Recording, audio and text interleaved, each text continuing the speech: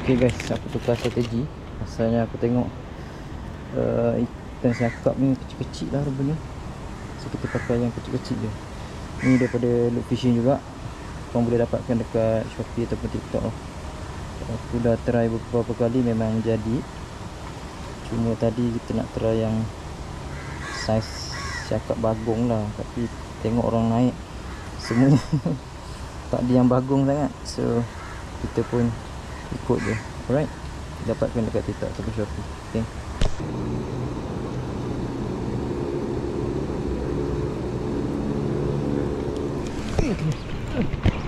Siakap.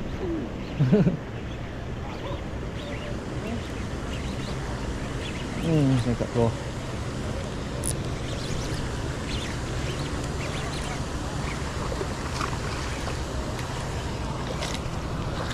Alhamdulillah, first time. Pengurangan jumpa hari ni, tak jumpa. Keluar juga dia. Alhamdulillah guys. Set baru ni, tali Fizori direct tak keluar. Saiz siakap dia tak besar-besar.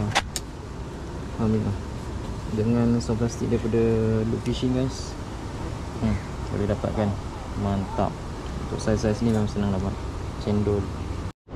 Apa ini saya dah buat 3 kali dah lah. Dulu tak ada tulisan, lepas tu ada tulisan. Lepas tu hari sampai sini hitam. Saya padam, saya letak di sebelah lagi. Kena. Siakap keluar. Siakap dah keluar. Tak ada dah, curut dia. Ya. Keluar tu siakap. Alhamdulillah.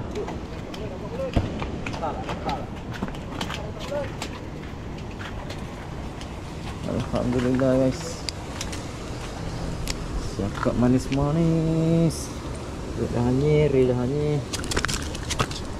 Strike dengan soft plastik daripada Loop Fishing. Mantap.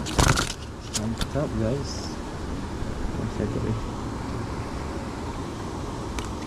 Soft plastik daripada Loop Fishing ni dapatkan dekat TikTok ataupun Shopee menjadi guys. Tak kompau 2 ekor dah ni. Alhamdulillah. Reel baru dah hanyir. Macam ni. Tali daripada Fizori, leader daripada Fizori. Tahan. Nampak bagus. Boleh pakai lah. Okay.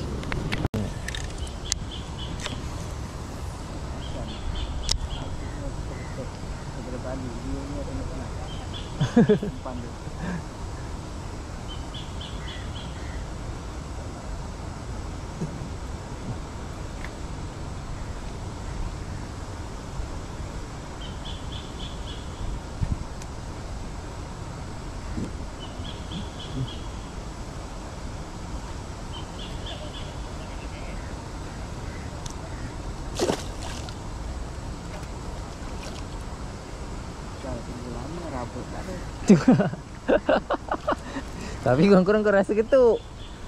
Aduh. Betul lah Mek, sini lah Mek. Ni bawal. Apa tiba-tiba bawal? Aduh. Tiba-tiba bawal kat sini. Alhamdulillah. Bawal pula. Bawal on SP SP baru daripada Loop Fishing. Jap, sabar. Bawal on SP daripada Loop Fishing guys. Ni dia. Loops mini wing. Makan dia yang makan macam tadi.